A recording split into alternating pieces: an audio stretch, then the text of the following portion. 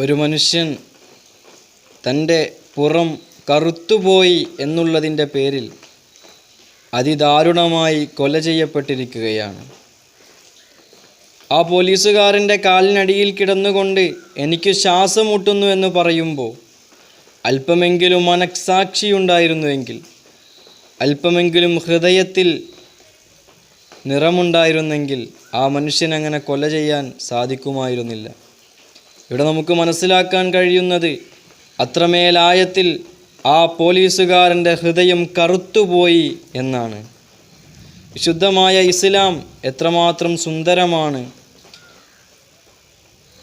വെളുവെളുത്ത സൽമാനുൽ ഫാരിസി റളിയല്ലാഹു അൻഹുവിനെയും കറുകറുത്ത ബിലാൽ റളിയല്ലാഹു അൻഹുവിനെയും നെഞ്ചോട് ചേർത്തി പിടിക്കാൻ പഠിപ്പിച്ച പ്രവാചകൻ മനുഷ്യത്വത്തിൻ്റെ വീണനാദമാണ്.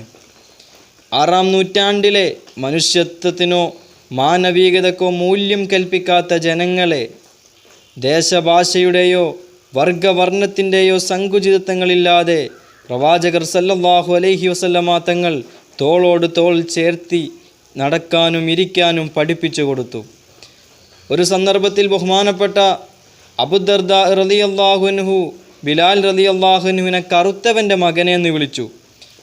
നബി സല്ലല്ലാഹു അലൈഹി വസല്ലമ തങ്ങളോട് പറഞ്ഞ സമയത്ത് ഹബീബായ മുത്തുനബി തങ്ങൾ അബൂദർദാ റളിയല്ലാഹു അൻഹുവിനോട് പറഞ്ഞു, അബൂദർദാ, നിങ്ങൾ ജാഹിലിയത്തിലാണ്. ഫീക ജാഹിലിയ, നീ ജാഹിലിയത്തിലാണ്. നിന്റെ ജാഹിലിയത്ത് ഉപേക്ഷിക്കാൻ ഞാൻ നിന്നോട് പറഞ്ഞതല്ലേ.